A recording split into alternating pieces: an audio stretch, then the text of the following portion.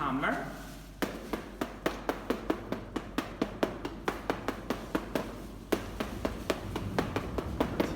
And then listen the sound. So now you have also you have here that the sound is the same, and also picking the hammer on the surface of the cheese, they can feel the change of density inside. So if everything is good, is perfect, this is the first quality of the cheese. And also here, in fact, you can see the fire stamp. But sometimes it's possible also to identify something of different, like this.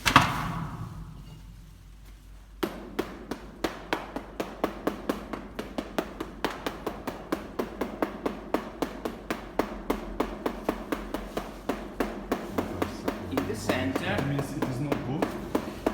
Only this part is not good. Probably we have a cavity, a little cave. And what happened after?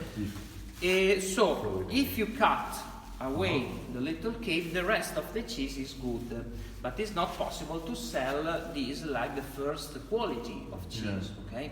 So in fact, you can see on the crust this kind of scratches, these engraves. It means that this is a second quality of cheese, because in this point we have a little cavity, okay? But I told you that if you cut the cavity, the rest of the cheese is good. So a lot of people like this kind of cheese because it's cheaper, and the rest of the cheese is good. So you can take directly this. In Italy have the name mezzano. Mezzano means medium quality. I think that is not possible for you to find mezzano quality in your country, because normally the big company export only the first quality. And like Zanetti, for example, sometimes have another fire stamp with the name export for identify the cheese for the foreign market. But this is normally the first quality of the cheese. And in fact, normally we have mostly the first quality, because they pay a lot of attention in every single passage for making their job. Okay? But if, for example, sometimes it's also possible to identify more things, more cavities, more deformation, and also, for example, some creeps in the crust.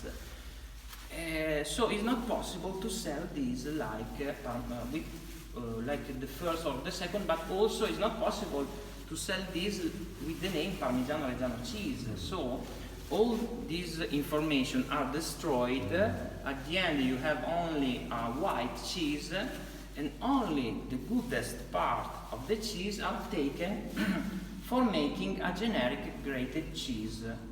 If you take on the market the grated cheese, probably you are buying the third quality of the cheese. Okay, so it's better for you, if you want to grate the cheese on the pasta, it's better that you take the entire piece of the cheese with the crust, because in the crust you can see all the information, and you grate by yourself. This is the best way for being sure that you are taking a good Parmigiano Reggiano cheese. Okay.